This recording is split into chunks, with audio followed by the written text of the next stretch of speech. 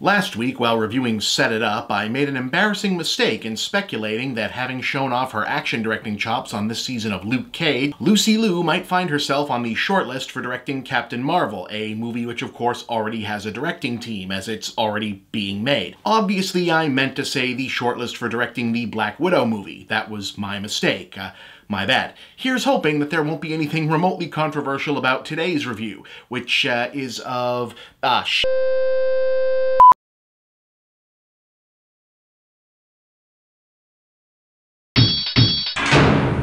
I understand that some viewers are not always happy when I make politically themed jokes or topical references in reviews, or even merely observe the topical and/or politically themed subject matter already present in a given film. To those folks, I'd like to say, this is the actual poster for the First Purge.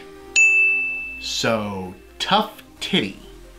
Okay, so The Purge is one of the most bizarre franchise stories in modern genre film. The original was a big hit as horror movies go, but got generally lousy reviews, my own included, largely because they wasted one of the best horror action premises in recent decades. For the record, The Purge takes place in an alternate near-future America, where a fascist right-wing theocracy maintains strict control over society, in part through annual holiday ritual of the title, whereby for a period of 12 hours, one day each year, all crimes, including murder, are legal, and citizens are encouraged to vent their pent-up aggressions all over each other, basically, on a rote, generic suburban home invasion thriller. Like, seriously, you do all that world building and you're just gonna use it to make The Strangers again? But then, funny thing, even though they made their money, the filmmakers listened to criticism. And yeah, now 3 installments, and coming soon a USA Network TV series apparently, that they've made sense, have taken the action further away from the suburbs, involved a more diverse assortment of characters, more fully explored the possibilities of the Purge concept in more detail, dug deeper and more explicitly into the obvious political metaphors about race, class, and criminal justice, and not uncoincidentally, what started with total disappointment is now overwhelmingly one of the sharpest, smartest, and most entertaining, consistently improving horror properties on the market.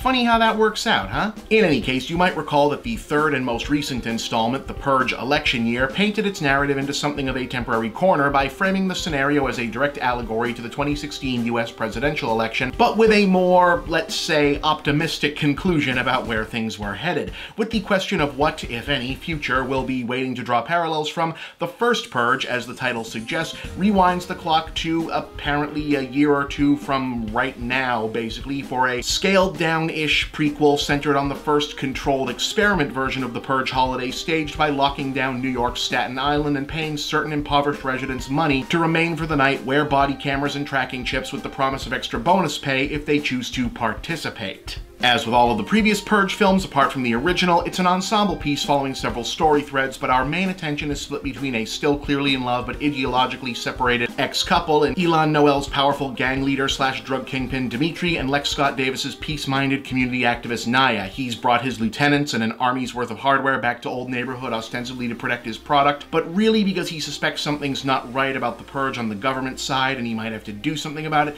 She's looking to protect the people through peaceful, non-violent protest, but when the shit hits the fan, suspiciously precisely timed, the two approaches will both find themselves fighting what the Purge franchise is no longer even pretending to be mere metaphor for state-sanctioned racial violence. Being a prequel, there are nods at explaining why masks and gimmicks became Purge night staples, but this time around things are as explicit and upfront as they get. The bad guys include Klansmen, white supremacist militias, Blackwater-style mercenaries, alt-right goons with white polo shirts and torches, possibly the actual police and government troops with quasi-Nazi fetish gear, and the heroes are entirely black and Latino characters from New York who take up arms to fight them off. Like, seriously, I don't think there are any good guy white people in this movie. The closest is Marissa Tomei as the well-meaning social scientist who helps invent the Purge and realizes too late that she's basically been working for the new Nazis. Make no mistake, this isn't just silly, violent popcorn movie with some political humor thrown in anymore. It's Red Dawn for hashtag the resistance. There's even a grab 'em by the yeah joke thrown in.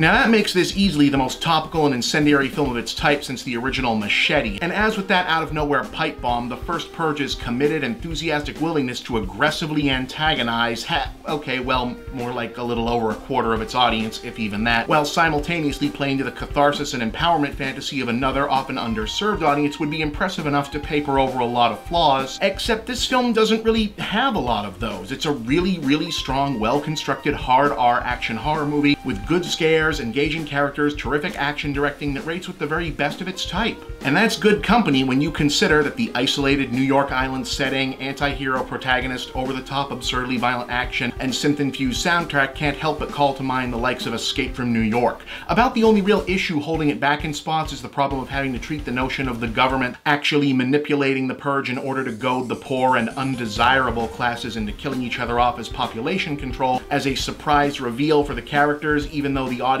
has already known about this ever since it was the big twist in Purge 2, which does take some of the tension out of the second act scenes as we wait for the good guys to figure out what they're actually up against. That's necessary, sure, and the payoff of getting to see a mainstream Hollywood movie in 2018 unapologetically frame a violent New York drug gang loading out an arsenal of military-grade hardware to take up arms against the government as the Purge universe equivalent of the St. Crispin's Day speech, but it's possible they could have gotten there a little more economically, I suppose. Picking up that slack, though, is the character work, specifically the two leads. I won't lie and say I didn't find myself missing Frank Grillo's Punisher-esque vigilante character from the second and third films at points, but Lex Scott Davis is a great low-key, realistic anchor and really shines once it becomes clear that she's going to be one of the mains. The whole peaceful resistor learns that sometimes you just gotta kill all the bad guys trope can be tired and often thankless in these things, but she makes it feel fresh and real and helps the horror of overriding concept feel realistic as opposed to cartoony. Noel, meanwhile, is nothing short of a revelation.